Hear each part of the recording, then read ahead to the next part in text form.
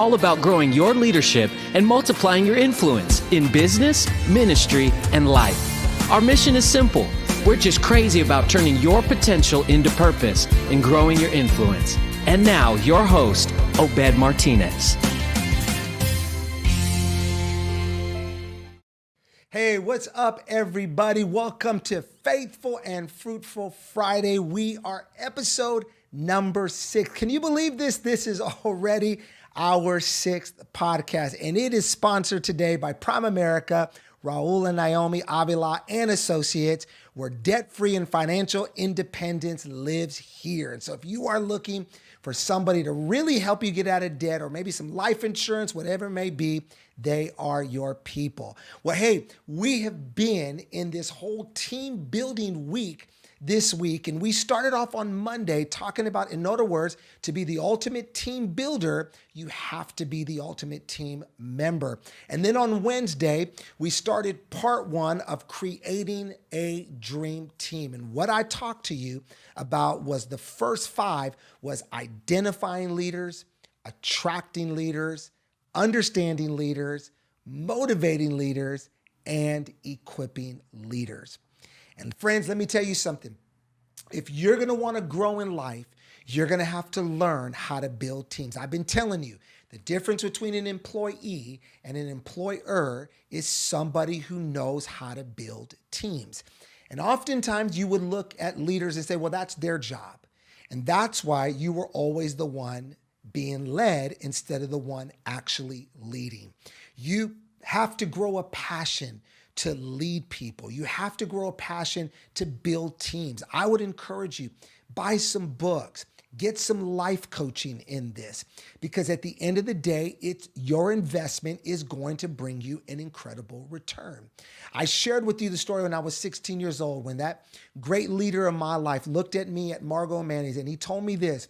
He said, Obed, if you will master building teams, you will go places you never thought you could ever imagine. And boy, was he right. And the thing that I did, because I saw his success, I was attracted to his success. I went out and bought every book literally on team building at that time. And till this day, I am continually sharpening my team building skills, because I want to ultimately be one of the greatest team builders that have ever walked this earth. That's just a personal goal for mine. But I'm sure you have personal goals for yourself. And when I see the ultimate team builder, I see it in Jesus. When you actually see the way he started his ministry by taking people, 12 guys that didn't know each other, or possibly some did, but some didn't know the rest, and all came from different walks of life. He cohesively brought them together, aiming towards one vision and one cause. And friends, for 3.5 years, he worked on their characters. He got all up inside their Kool-Aid. He was calling out their dysfunction. He was identifying their insecurities. He was speaking to their inferiorities and all their complexities that they had in their lives, because he was preparing them for the day he would become absent. And the truth is that true ultimate team builders, they just don't build teams to launch a dream or to activate a vision, or in some sense take that company to the next level. No, they do it because they want to get involved in the people's lives. And I would encourage you that as we continue, as we talked about identifying leaders, attracting leaders, understanding leaders, motivating leaders, and empowering leaders, it takes for you to get involved in their life. So let's continue 6 through 10 as we talk to you about creating a dream team. Number 2. Number 6 would be empowering leaders. We got to learn how to empower leaders, because at the end of the day, we got to learn how to release them to reach their potential. One of the things that I always see in a leader is potential. There's always potential, because if there's potential, there's always opportunity. And there is potential for growth in their lives. And one of the things that you should always be looking for in looking to empower leaders is the potential that lives inside of them. Now, At the end of the day, if potential sticks around farther than what it should, then it's no good. You don't want to be one of those people that always is saying, well, you have a bunch of potential. No, all potential is the seed to purpose. Let me say that again. All potential is the seed of purpose. And it is your job as a leader to find those people and empower them and release them into their potential and their purpose, identifying the potential in their life so that at the end of the day, you are releasing them into the greatness that God has for you. Now, the reason why I use the word release is because you cannot be an empowering leader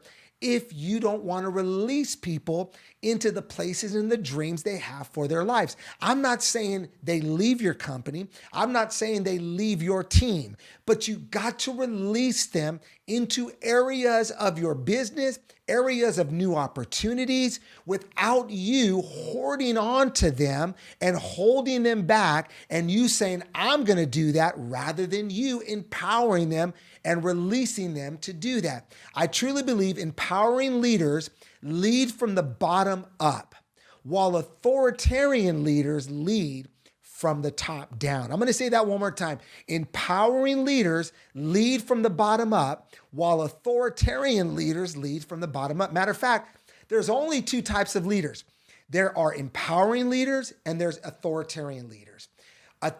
Empowering leaders are relational. They're going to get in your Kool-Aid, man. They're going to build you and then build what's in front of you. They're going to give you opportunity. Authoritarian leaders, they want to build what's in front of you. They don't really want to get too much in building you. They don't want to get involved in the affairs of your personal life and things that are going on in your life. They would rather leave that to somebody else. But the posture of the two are different. Jesus was an empowering leader. How do you know that? Because Jesus reached down and he built them up. Matter of fact, Jesus said, like to his disciples, greater works will you do than I. That's an empowering leader. That's not an authoritarian leader. The last act you see Jesus do when he was with his disciples was that he washed their feet. Why? Because empowering leaders lead from the bottom up, where authoritarian leaders lead from the top down. And the problem with authoritarian leaders is that when they lead from the top down, if they're not careful, their hands can get heavy, their pride can get big, their ego can get large, and what happens is they suppress the whole company. Nobody grows beyond their leadership. What great empowering leaders do is they take someone's potential, they turn it into purpose, and they're not intimidated when that person walks to the room and they have the answer and you don't. The reason why companies grow beyond the leader's potential, who's driving the company, who's leading the organization, is because that leader is an empowering leader. He is developing greatness in those people. In other words, they often become smarter, greater, and go further in that business than often what the leader himself is doing. I'm the CEO of Destiny Church, and I'm the pastor. I'm the senior pastor. I'm also the chairman of a company that I'm a part of. But I surround myself with people who are far greater than me in the areas of specialty that I'm not. Why? I want to be an empowering leader. I want to empower them to do everything God's called them to do. I want them ultimately to be fulfilled, because the reality is that everyone can find something to do, but not everybody can find fulfillment in what they do. And I want to make sure that the people I'm empowering are finding fulfillment, because at the end of the day, leaders become great by empowering others. When you are empowering other people, it takes your leadership to the next level. No longer are you going to have to be that leader that's going out and finding leaders. like we started off on Wednesday, you're going to be that leader that people are going to come to you. You want to know why? Because they know you are an empowerer. They know you are a leader. They know you are the person that's creating opportunity for their life. They know that you are going to put no limits on them, and they're not going to intimidate you. You're not going to be insecure about them, because at the end of the day, you are an empowering leader. Number 7, in growing this dream team is positioning leaders. We have to position leaders. In other words, team them up to multiply their impact. Team them up to multiply their impact. We've been talking about building the dream team. If you're joining us today on our Life and Leadership podcast, we are in part 2 of building a dream team. And we've been talking about what it takes, 10 things and what it takes to build the ultimate dream team. And at the end of the day, listen, you got to learn how to position leaders with other people. If you position leaders with the wrong people, you are going to find yourself always fighting wedges instead of winning. You're always going to have friction instead of growth. You're always going to have chaos instead of having clarity. And the reason why is because you're not positioning that leader with the people they can team up with in order for them to multiply. It's very important, as Chris Hodges says, a dream is a compelling vision you see in your heart that is too big to accomplish without the help of others. When I know that other people I'm being positioned with plays as much of a vital role that I have, then I'm going to value them. I'm going to believe in them. I'm going to encourage them. But friends, when you see someone lesser than yourself, or even if you see someone greater than yourself, then in the greater, you're going to be intimidated and insecure. With the lesser, you're going to have an ego. You're going to be prideful. Friends, you got to understand that every part of a person's of the team plays an intricate part in building that dream. Everybody is in it together. There comes a time when we all put our hands to the plow and we all start building towards the same common goal, towards the same common destination, towards the next level of our business. And guess what? Positions got to be thrown out the room. Everybody got to get their hands dirty. Everybody needs to put all their energy into it, because if we do it together and we position leaders with the right people, we will start seeing the multiplication take place. But when you position people with the wrong leaders, guess what? You have friction, you have chaos, and instead of multiplying, you start subtracting. This is when people drop out. This is when people leave your team. This is when they quit and they go work for another organization. It's not that they didn't believe in the dream. It's not that they stopped believing in the possibility that future can bring to their life. It's because you positioned that person with the wrong person, and instead of growing their life, it put a lid on their life. Instead of having clarity, it just brought chaos. And so it is important, as you're building a dream team, that positioning leaders is just as important as empowering leaders. It's just as important of equipping leaders. It's just as important as motivating leaders. It's just as important as understanding leaders. You got to understand who you're putting together, because at the end of the day, it's either going to multiply, or they're going to multiply, or they're going to subtract. Number eight, how do I build this dream team? Is I am mentoring leaders. I got to mentor leaders. In other words, coach them to the next level.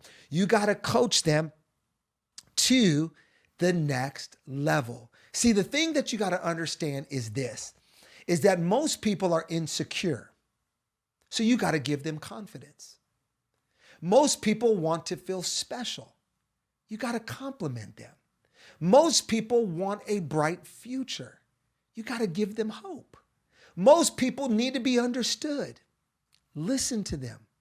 Most people want direction. Walk with them. Most people are selfish. Speak to their needs first. Most people get emotionally low. encourage them. Most people want to be included. Ask their opinion. Most people want success. Help them win. Most people want to be appreciated. Give them credit. Friends, when you choose to be a mentor, you're going to see the parts of people's life they don't expose to everybody else. And that part of their life is still dirty. It still has some dents and bruises. It has some scrapes and cuts. But this is why you're called to mentor them. And if you're the mentee and you find that mentor, don't hide your wounds. Don't hide your scars. Don't try to clean yourself up to be so pretty, because they will identify the dirt that's still on your life. So it is important that if we're going to mentor people, that we got to coach them to their next level. At the end of the day, they're not going to get there by themselves. They're not going to get there with their own skill. Most people can't get to the next level because they have reached their capacity. They have gotten to the place where their lid is at. And what it takes is for somebody like yourself to mentor them, but not afraid of seeing their dirt, not being intimidated by some of their scars, not getting overwhelmed by their past stories. No, at the end of the day, a great mentor, listen, understands that most people are insecure, so you got to give them confidence. Most people want to feel special. They compliment them. People want a bright future. You give them hope. Listen, at the end of the day, they're being developed into what you already are. Maybe you're not dealing with insecurity. That's a great thing, but they are. What do? I got to give them confidence. Maybe you're that person that every day says, man, I'm God's apple of his eyes. I'm favored of God. You don't feel intimidated or insecure, but they don't feel special. What do? You compliment them. At the end of the day, you build them and mentor them to the place their life needs to be. If you're just joining us today on this fabulous, fruitful, faithful Friday, we are speaking part 2 on how to build the ultimate dream team in our Life and Leadership podcast. And we've talked about the first 8, and maybe you just jumped on. You can go back and watch the rebroadcast, but we're going to go into number 9. And number 9 is reproducing leaders. If you're going to build the ultimate dream team, you got to be a master at reproducing leaders. In other words, show them how to do it. Show them how to do it. How do you do that? I do it by what I call the growth model. GROWTH, growth. If you're taking notes right now, or you've downloaded the notes at obedmartinez.co, you will see that it highlighted growth, GROWTH. What does the G stand for? If you're going to be reproducing leaders, give them a growth environment. Friends, it is up to you. Your employees don't create the environment, the leader does.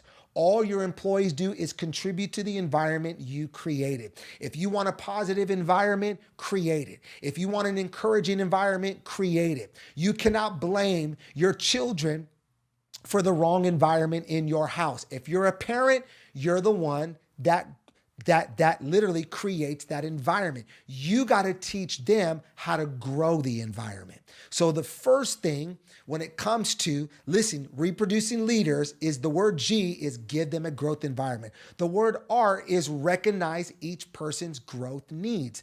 Every person on your team is in a different place when it comes to the growth of their life, the growth of their career, the growth of their next level. You got to recognize each person's growth needs and attack it, build it, give it strategy, give it some structure, give it some systems, but it's not a one size fits all kind of thing.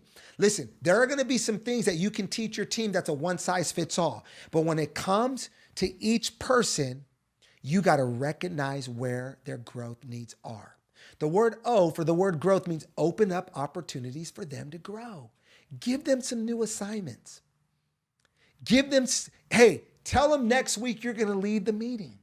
Give them some new opportunities and watch them shine. The W for the word growth, talking about reproducing leaders, is walk them through challenging times. You got to walk them through challenging times. If they're coming to you and they're telling you their needs, they're not just telling you to tell you. They're telling you because they want you to walk with them through it. Here's what I know. People will always forget when you were around in the good times, but they'll always remember when you were around them in the bad times. People always forget when all the good stuff was happening, but people will always remember that you were the one there for them when they were at the lowest time of their life. At the end of the day, great leaders, if they're going to build great teams, know how to walk with them in challenging times. The word T for the word growth, talking about reproducing leaders, is that you got to teach them to learn from every experience. Every experience, you find a teaching moment for them. Even if it's a good one, find a teaching moment for that. Always give them nuggets. Feed them what's feeding you. You know, we just got done doing a series called Soul Sitters, in which I took that whole series out of the book called Soul Keeping. I shared it with the whole church. I'm watching all kinds of people read that book right now. All I'm doing is passing on what's been given to me.